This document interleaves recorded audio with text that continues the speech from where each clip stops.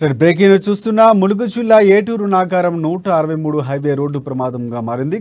ప్రతిరోజు హైవేపై ఇసుక లారీలు ప్రయాణించడంతో ఎక్స్ రోడ్డు నుంచి ఫారెస్ట్ ఆఫీస్ వరకు భారీగా ట్రాఫిక్ జామ్ ఏర్పడుతుంది.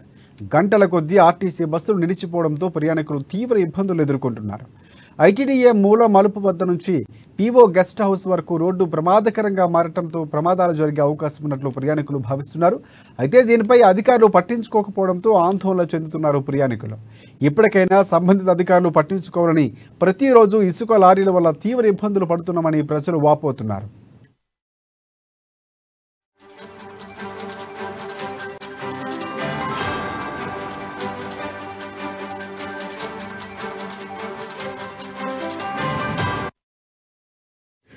బ్రేకింగ్ చూస్తున్నా ములుగు జిల్లా ఏటూరు నాగారం 163 హైవే రోడ్డు ప్రమాదకరంగా మారింది.